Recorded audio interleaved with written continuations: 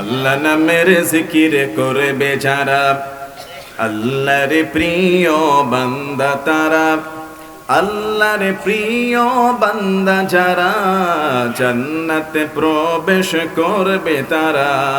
লা ইলাহা ইল্লাল্লাহু লা ইলাহা লা ইলাহা ইল্লাল্লাহু মুহাম্মাদুর রাসূলুল্লাহ।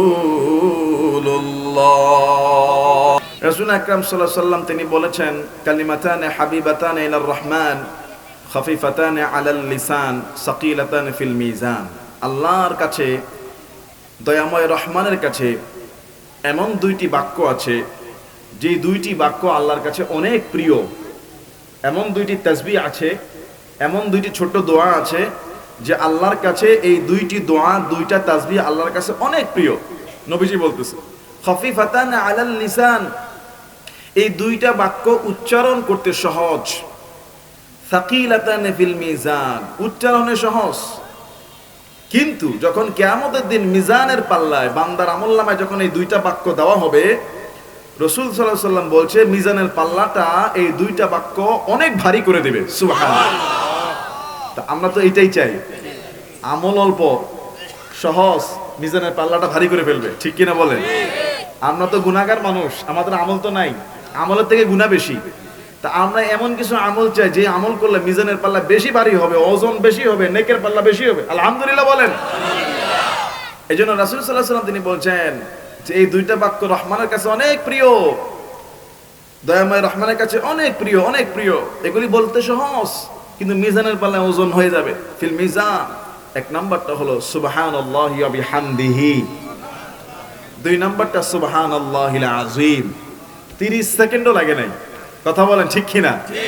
সুবহানাল্লাহি ওয়া বিহামদিহি 5 সেকেন্ড, সুবহানাল্লাহিল আযীম 5 সেকেন্ড, 10 সেকেন্ডে দুইটা বাক্য মিজানের পাল্লায় অনেক ভারী হয়ে যায়। বলেন আল্লাহু আকবার।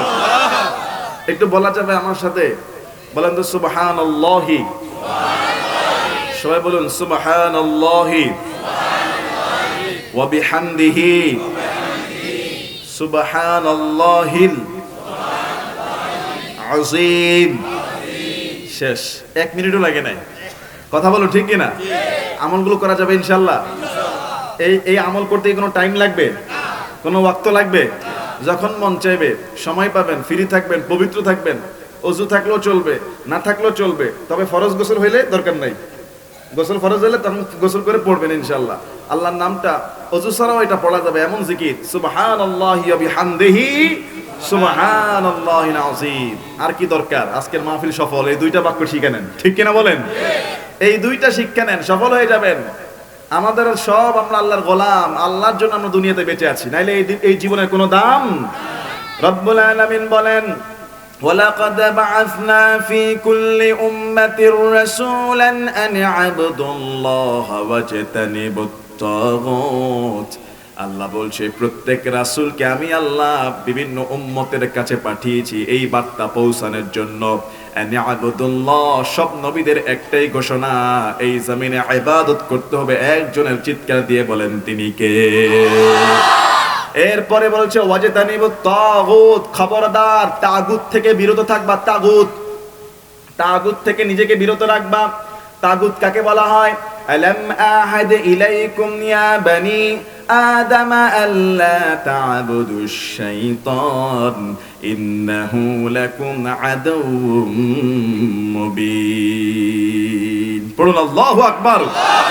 রব্বুল আলামিন বলেন, আলাম আহাদ ইলাইকুম ইয়া বানি আদম, হে বনি আদমের সন্তান, আমি কি তোমাদেরকে নির্দেশ দেই নাই? তোমাদেরকে কি আমি বলি নাই ইয়া বানি আদম আল্লাহ তা'বুদুশ শাইতান, শয়তানের পূজা করো না, শয়তানের অনুসরণ করো না, শয়তানের দিকে যেও না। ইন্নাহু লাকুম আদুউম মুবিন, এই পৃথিবীর সবচাইতে বড় দুশমন, মানুষের প্রকাশ্য দুশমন, সেটার নাম হলো শয়তান। সেটার নাম কি? শয়তান হলো এই পৃথিবীর সবচাইতে বড় মানুষের দুশমন। এজন্য শয়তান থেকে বাঁচতে হলে আল্লাহর কাছে দোয়া করতে হবে। আল্লাহ পাক রব্বুল আলামিন সূরা মুমিনুন 18 নম্বর পারা 7 নম্বর পৃষ্ঠায় বলছে, ওয়াকুর রাব্বি আউযু বিকা মিন হামাযাতিশ শায়াতিন ওয়া আউযু বিকা রাব্বি আন ইয়াহদুরুন। ওয়াকুর রাব্বি, বলুন আপনি, আউযু বিকা মিন হামাযাতিশ শায়াতিন, শয়তানের আশ্রয় থেকে, শয়তানের ধোঁকা থেকে, শয়তানের ওয়াসওয়াসা থেকে আল্লাহ আপনার কাছে আশ্রয় চাই। ও আউযু বিকা রাব্বি আন ইয়াহদুরুন, শয়তান যেন আমার কাছে উপস্থিত না হয় সেটার জন্য সাহায্য চাইতে হবে কার কাছে? এখন প্রশ্ন হলো, মনের মধ্যে শয়তান ধোঁকা দেয়, ওয়াসওয়াসা দেয়, রাগ উঠায় দেয়, নামাজ পড়তে মন চায় না, ইসলামের কথা শুনতে মন চায় না, রোজা রাখতে মন চায় না, হজ করতে মন চায় না, আল্লাহর জমিনে দিন কায়েমের আন্দোলন করব সেটাও মন চায় না। শয়তান সব সময় ধোঁকা দেয়। কি এর মেডিসিন? সূরা ফুসসিলাত 24 নম্বর পারার 19 নম্বর পৃষ্ঠা রব্বুল আলামিন বলছেন, ওয়া ইম্মা ইয়ানজাগান্নাকা মিনাশ শাইতান নাযগুন فاستعذ بالله إنه هو السميع العليم। আল্লাহ বলছেন, ওয়া ইম্মা ইয়ানজাগান্নাকা মিনাশ শাইতান, শয়তান যখন ওয়াসওয়াসা দেওয়া শুরু করবে, শয়তান যখন দিনের কাজে বাধা দিবে, মন চাইবে না, নাযগুন ফাস্তাইয বিল্লাহ, তুমি আল্লাহর কাছে আশ্রয় চাও, আল্লাহর কাছে তুমি পানাহ চাও, আল্লাহর কাছে সাহায্য চাও। আমরা বললাম, আল্লাহ কিভাবে তোমার কাছে সাহায্য চাইবো? কোন দোয়া পড়ে? আল্লাহ আমাদের রাসূল দোয়া শিখিয়ে দিলেন, পড়েন, আউযু বিল্লাহি মিনাশ শাইতানির রাজীম। বিতাড়িত শয়তান হতে আশ্রয় চাই একজনের কাছে, তিনি কে? বিতাড়িত শয়তান থেকে বাঁচতে হইলে আল্লাহর কাছে আশ্রয় চাইতে হবে। সহজ দোয়া, আউযু বিল্লাহি মিনাশ শাইতানির, এইটাই পড়বেন, শুধু এটাই আপনাকে শয়তানের ধোঁকা থেকে হেফাজত করে দিবে। আর সব সময়